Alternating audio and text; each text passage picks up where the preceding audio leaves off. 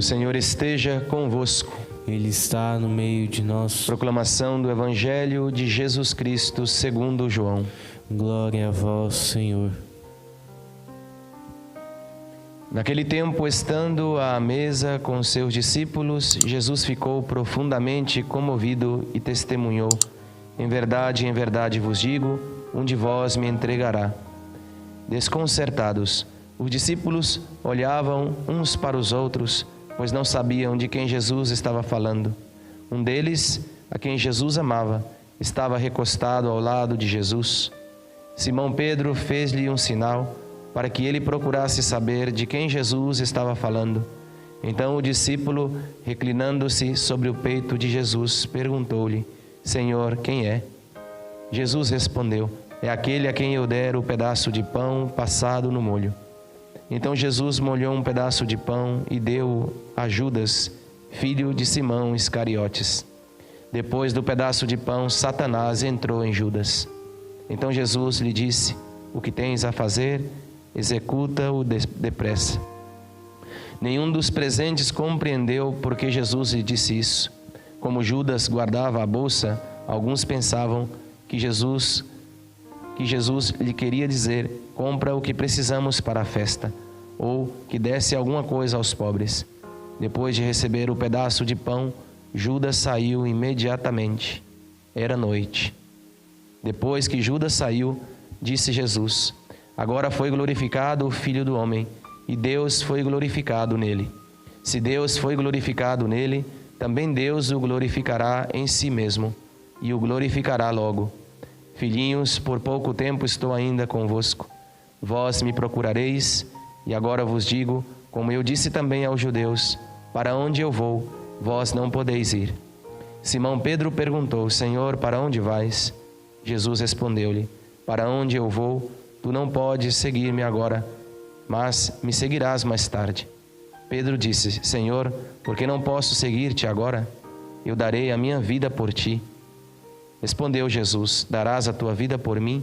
Em verdade te digo, o galo não cantará antes que me tenhas negado 3 vezes.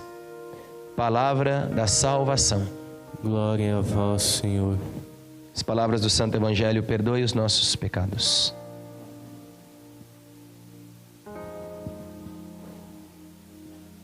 Meus irmãos, vamos refletir na palavra de Deus que hoje a liturgia nos propõe. A liturgia hoje nos leva, meus irmãos, ao contexto da última ceia, né? Esse momento íntimo que Jesus tem com os seus discípulos. Jesus diz, o Evangelho estava profundamente comovido.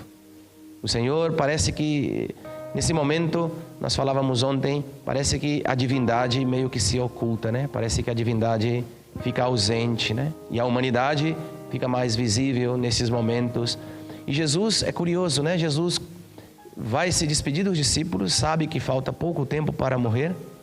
E Jesus, como eu dizia ontem também, e volto a repetir, Jesus, gente, ele não sofria como sofremos nós. Nós muitas vezes sofremos antes que as coisas aconteçam. Às vezes sofremos por coisas que nem vão acontecer. Sofremos com medo de morrer, sofremos com medo de perder o emprego, sofremos com medo de os filhos irem por um caminho errado, sofremos por tanta coisa que não existirão, nunca vão acontecer, porque a nossa imaginação é uma bênção, né? Santa Teresa chamava a imaginação a louca da casa. Tu imagina uma louca dentro da casa perdida, né? A nossa imaginação, ela usava esse termo, né? E sofremos demais, de maneira innecessária. Jesus, ele abraça o sofrimento, gente. Ele não arrasta a cruz, né? Nós muitas vezes arrastamos nossa cruz. Jesus, ele abraça a cruz, porque ele entende que na cruz está a vontade de Deus. A vontade de Deus não no sofrimento que aporta a cruz, senão dos frutos que virá desse aceitar a vontade de Deus, né? É o que diz a primeira leitura, né? O servo de Javé que vai sofrer, já estava profetizado.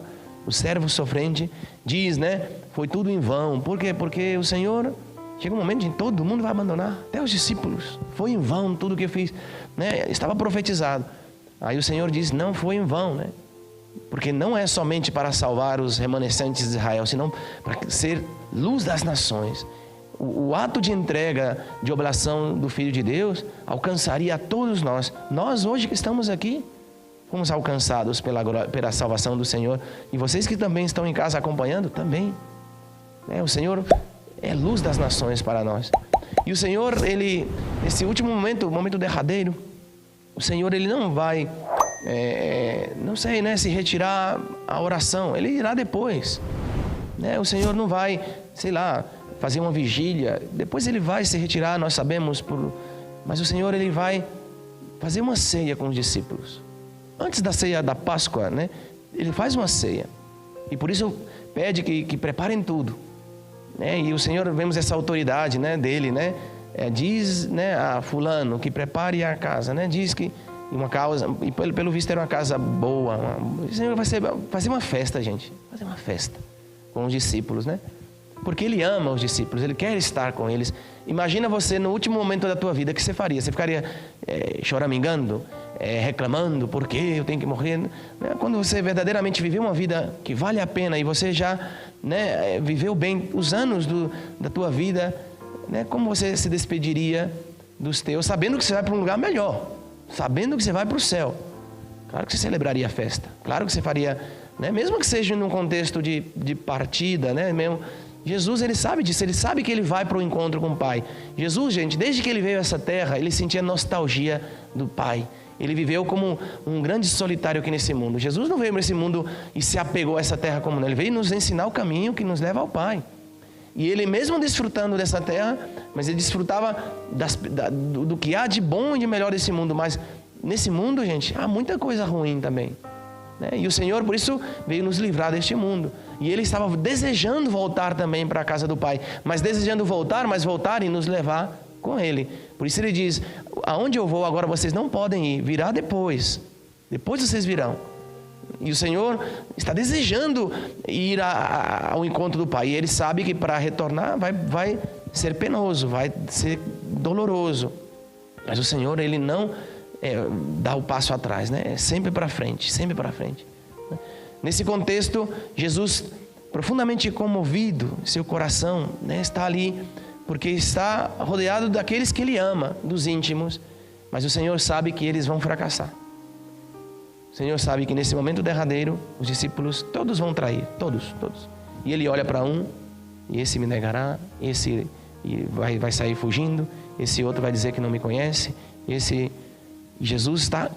Jesus diz não para repreendê-los ali, não para jogar na cara deles, mas Jesus diz, como que mostrando a realidade, de fato que eles ainda são imperfeitos, que eles ainda têm que tomar consciência e não se conhecem. Não. E aí o Senhor diz, um de vocês vai me entregar. Gente, que doloroso é isso, E nem por isso Jesus deixa de amá-los. Um de vocês, você imagina, você, eu, todos nós aqui na missa, quando o padre mostrar, eis o Cordeiro de Deus que tira o pecado do mundo, e o Senhor disser a você, olha, você vai me comungar, você vai me receber, mas você vai me negar. Um de vocês vai me negar, melhor dizendo, Talvez nós olharemos, será quem é? Será quem é? Porque somos assim. Nós não olhamos assim, será que eu sou capaz de negar o Senhor? Será que sou eu que vou negar o Senhor? Nós pensamos, não, jamais te negarei, Senhor, jamais. É disso que Jesus está advertindo eles, dessa pretensão de autoconfiança, e preservá-los até das tentações que virão. Por isso lá no Horto das Oliveiras Jesus vai dizer, rezai, vigiai, orai. E os discípulos, eles se dão conta que Jesus está diferente, eles se dão conta que não é, que Jesus não está triste, está triste, mas ao mesmo tempo está feliz com eles, mas não o contexto é diferente. Jesus ali, já está prestes a sofrer a paixão. E aí Pedro tem aquela iniciativa de... Pedro é uma figura muito bela de meditar, A figura de Pedro, Nós somos Pedro também muitas vezes. E Pedro quer estar com Jesus, e quer vigiar Jesus, e quer proteger, é como o segurança, E como dizendo, pergunta quem é, Como dizendo que, deixa eu descobrir quem é que vai ver. É mais ou menos assim, Esse é Pedro, quer proteger Jesus, de fato lá ele pega a espada. Pedro não é um covarde. Pedro depois ele se dá conta que ele não se conhece. Nós somos capazes de dar a vida, mas também somos capazes de negar. Pedro, essa outra parte ele não conhecia de si próprio, né? E aí João vai, né, inclina a cabeça sobre o peito do Senhor e pergunta, né, Senhor, quem é? Quem é? Né? Não é uma mera curiosidade. É que João é íntimo. João sabe que ele é o discípulo amado, né? Ele fala de si mesmo, ele se conhece como o discípulo amado. Gente, que bonito é isso, pensar, né, que me conheço a mim mesmo quando eu conheço Deus. Quem sou eu para Deus? João, quando ele faz essa experiência do amor de Deus, quem é ele? Quem é João para Deus? Eu sou aquele que Deus ama, o discípulo amado. Gente, sabe por que João chega a dizer isso? Porque João teve a experiência de uma conversão. Esse João que já relata o Evangelho não é o mesmo, né? Não é o mesmo João quando pescava com o João, filho de Zebedeu, irmão de Santiago. Não é aquele João que estava lá à beira ali pescando quando Jesus chama ele. Não é aquele João que disse, né, Senhor, quer que a gente taca fogo do céu a esse povo que não te recebe. João tem uma experiência da conversão, gente, profunda. João foi aquele que acompanhou Jesus até o final, porque amava. E quando João teve essa experiência? Quando você teve essa experiência? Pensa, quando você teve essa experiência de saber que sou amado de Deus, que Deus me ama. Não é só uma frase feita, Deus me ama. Se você olhar assim para a tua vida, que momento você pode dizer assim, que você teve aquela experiência profunda do amor de Deus, que João teve também, que levou ele a se considerar íntimo de Jesus? Porque olha, gente, Jesus tinha seus íntimos, hein? Jesus tinha seus íntimos, seus prediletos. Jesus tinha. E quem é o predileto de Jesus? Sabe quem é o predileto de Jesus? Não é só João. Você é predileto de Jesus. Nós, padre, né? Mas a gente pode dizer, né? Se eu falar isso para todo mundo é predileto de Jesus, né? Todo mundo é. Não, você que tem que saber se você é predileto ou não. Você que tem que descobrir.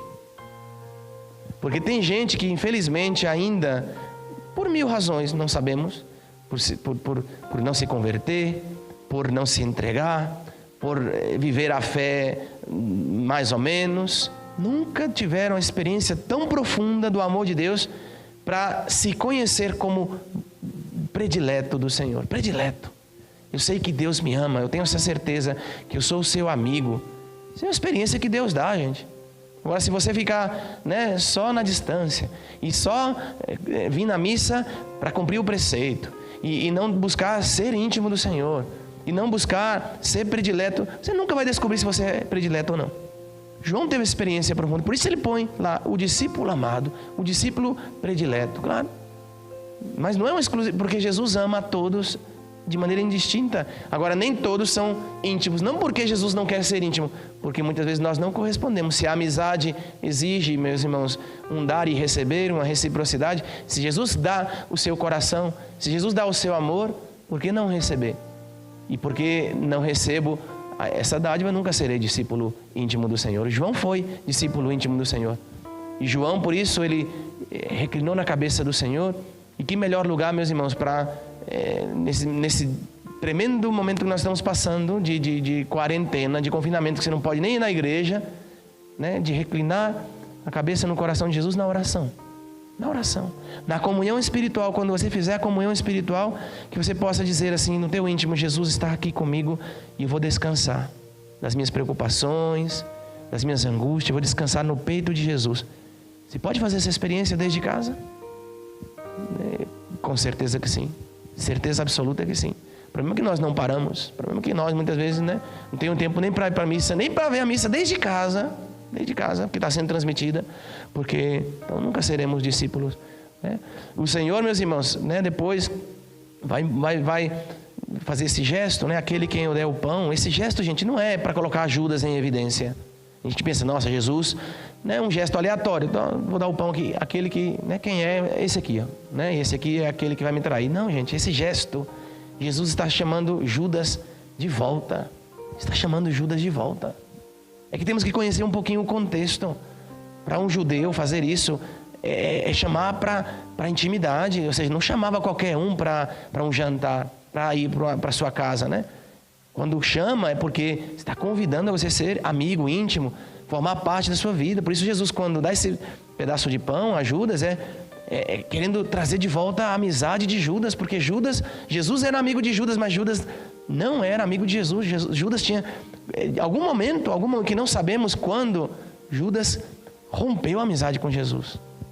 Rompeu.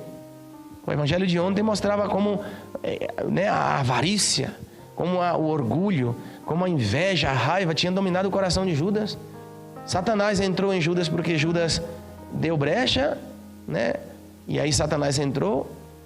Ou quando foi que Satanás entrou em Judas, né? Então, meus irmãos, são pequenos passos que vamos dando na vida espiritual, que às vezes é imperceptível. Hoje eu não estou com vontade de ir na missa. Hoje eu não vou rezar. Faltei na missa no domingo, mais uma vez só que eu falto. Não tem problema não. Não me confesso há muito tempo, mas eu também não mato, não roubo. Pequenas brechas que vamos dando, pequenas infidelidades, vai nos afastando. Quando vemos, já estamos longe. Assim aconteceu com Judas. Pequenas infidelidades, Os discípulos também eram imperfeitos, também tinham defeitos, também tinham pecados, mas foram se convertendo. E até depois do momento da prova, que eles não passaram e todos abandonaram o Senhor, se converteram. Judas, olha os passos de Judas aonde o levou: para o suicídio, para o desespero. Então é muito sério. Quando Jesus dá a última oportunidade para Judas, que vai ser nesse momento, e também no Horto das Oliveiras, Judas desaproveita, gente. As nossas escolhas vai nos abrindo mais a Deus, ou vai nos fechando mais à graça de Deus. E aí Judas, recebe, é símbolo da Eucaristia, hein? Jesus quer entrar em comunhão com Judas. Jesus quer trazer Judas para o seu coração, como fez com João. Tirá-lo das garras de Satanás, que Satanás estava já rodeando ele. Aí o que Judas faz? Judas comunga, e sai, dá as costas. Quando a gente dá as costas para Deus, gente, quando damos as costas para Deus, Satanás toma conta de nós. Diz que, saiu, Satanás entrou nele, saiu. Satanás entrou nele porque ele saiu ou porque ele deu as costas, Entende como é complicado a gente pensar que não, gente, é sério.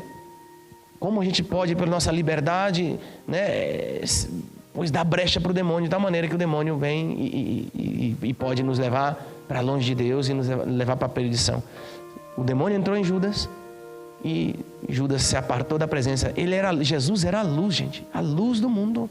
E ele falou no evangelho: enquanto eu estou no mundo, eu sou a luz do mundo. Chegará um momento que não estarei mais, a hora do poder das trevas, deveria estar todos junto à luz. O que Judas fez? Se apartou de Jesus, o demônio, Satanás entrou nele e era de noite. Judas se tornou treva. E aí vai fazer o quê? Trair Jesus, vendendo Jesus por umas moedas de prata. Horrível, horrível. Quantas, meus irmãos, vezes nós consentimos o pecado venial? Quantas vezes nós consentimos até o pecado mortal, meus irmãos? Pelo amor de Deus, isso é muito sério. Porque uma coisa é lutar contra o pecado e na luta você cai, mas você se levanta. Olha, bendito seja Deus, se Deus te encontrar lutando, talvez não como vencedor, mas como disse Santo Agostinho, mas como combatendo contra o pecado. É uma luta. Bendito seja Deus, se Deus te encontrar lutando, você se salva, Mas se Deus nos encontrar, gente, sabe, não, depois eu me confesso, se expondo, e que caminhos de trevas pode nos levar, para longe de Deus, E aí Judas se afasta. Por um lado, gente, foi um alívio, de verdade, Judas se afastou. Por um lado foi um alívio, porque Judas já estava ali, como diz, causando, estava ali causando. Porque já, sabe, não tem coisa mais triste, meus irmãos, quando nós vivemos aqui em comunidade, E nós vivemos em comunidade também, a paróquia. Não tem coisa mais difícil é viver com pessoas que não estão convertidas. Deus nos pede que amemos a todos, mas quando as pessoas não se convertem, é difícil. Judas não estava convertido. É difícil, gente, porque a gente se torna para os outros, um martírio. Na nossa família, no ambiente de trabalho, na paróquia. Meus irmãos, como é importante se converter, até pelo bem dos outros. Judas estava ali, era insuportável. Você imagina, pensa Judas ali, naquele momento, para Jesus, o momento mais importante ali, da despedida, e Judas estava... Quando Judas sai, é um alívio, de certa forma, é um alívio. Humanamente falando. Embora Jesus não queria que Satanás né, o roubasse, né? Mas ele livremente se apartou do Senhor, né? Ele livremente. E Jesus ainda vai tentar ainda trazê-lo de volta, né? Mas enfim, Judas se aparta do Senhor, os discípulos seguem ali e aí Jesus, né, começa a falar com todos. Aí Pedro, né? Senhor, aonde vais? Eu também vou contigo e darei a minha vida por ti, né? Com que darás a tua vida por mim? Vais a me negar 3 vezes essa noite, Pedro, né? Então Pedro, toda a veemência, todo o amor, mas toda a temerariedade, né? Temerário. Pedro não se conhece. Como é importante, meus irmãos, nos conhecermos, conhecer nossos limites, nossas fraquezas, nossas debilidades. E dizer, né, não como Pedro disse assim: Senhor, ainda que todo mundo te negue, eu não te negarei, darei a minha vida por ti.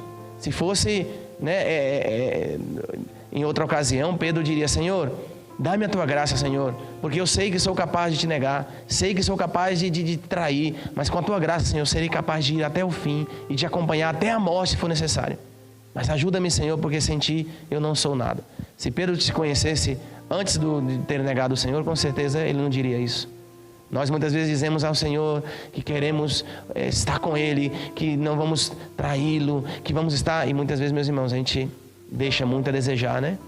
Então isso não é para... O Padre está dizendo tudo isso, não é para você se sentir assim. Não, mas é para tomarmos consciência de que devemos estar perto do Senhor. Devemos acompanhar o Senhor. Devemos amar o Senhor e deixar que esses dias da paixão, tudo que Jesus fez por nós, gente, que apesar das nossas infidelidades, apesar de tudo, Ele não desiste de nós, não deixa de nos amar. E que esse amor tão apaixonado que Jesus tem por nós, esse amor tão, sabe, maravilhoso que Ele tem por nós, tão impressionante, gente, que nos comova também. Que nos mova interiormente a amá-lo, gente, porque é por amor que Ele vai fazer tudo isso sofrer, né? Nós estamos meditando aí, nós meditamos outro dia no Santo Sudário, né? A relíquia do Sudário que revela como foi a tremenda flagelação e como foi tremenda aquela tortura que Jesus sofreu. Gente, é uma coisa horrível, horrível. Tinha gente chorando só ouvindo o padre as explicações de uma relíquia de 2000 anos que contém todas as marcas, mais de 120 marcas da flagelação, das chicotadas, os cravos que causavam uma dor terrível nos nervos do braço, que isso explodia no cérebro do Senhor, tanta dor. 3 horas agonizando, que não podia respirar, morreu asfixiado, porque tinha que fazer um esforço tremendo para respirar, enquanto os braços cravados, o prego trocando no nervo do pulso, causando uma dor horrível, a coroa de espinhas com mais de 40 incisões na cabeça, né? Uma chaga viva, lavado de sangue, e o Senhor estava ali ainda perdoando, ofertando ainda ao Pai dos céus o seu sacrifício. Pai, perdoa-lhes porque não sabem o que fazem. Então é uma coisa... Meus irmãos, é para a gente olhar assim para a cruz de Cristo e dizer: Senhor, né, não quero mais pecar, Senhor, tem misericórdia de mim, Senhor, eu quero estar contigo e Senhor, leva-me contigo. Nós rezamos, nós padres, gente, né, todos os dias, né, a oração, né, antes de comungar: não permitas que me separe de ti, Senhor. Não permitas, não é dizer como Pedro: Senhor, nunca me separarei de ti, que nós nos separamos, que somos capazes de tudo, que somos capazes do pior, e dizer: Senhor, não permitas que eu me separe de ti, Senhor. Pedir essa graça, gente. Não permitas que eu me separe de ti, Senhor, porque eu me perco. Então vamos acompanhar esses dias os passos de Jesus, gente, e que tudo isso que nós estamos contemplando com os olhos da fé toque em nosso coração, meus queridos, toque no mais profundo do nosso coração. E que com a Virgem Maria, nós dizíamos ontem, né, a melhor maneira de viver esses dias da paixão é do lado de Nossa Senhora. Com certeza João teria até fugido se Maria não tivesse pego na mão dele assim, falando: não, fica aqui comigo, anda, né? Porque era um jovenzinho, medroso talvez, né? Pois nós muitas vezes somos assim também. Nossa Senhora vai, né, nos agarra firme, porque se nos apartarmos dela, o demônio pode nos roubar, né? Então Nossa Senhora, ela recorramos a ela e a sua proteção, para que não sejamos covardes, para que não sejamos temerários, para que não sejamos negligentes, e que mesmo com a debilidade, nossa fraqueza humana, dizer ao Senhor: Senhor, não permitas que me separe de ti. Louvado seja nosso Senhor Jesus Cristo. para sempre seja louvado. Ofertamos a Deus agora, meus irmãos, as nossas preces sobre o altar do Senhor. E nesse ofertório, faça também a entrega de tua vida ao Senhor, para que o Senhor transforme numa vida abençoada.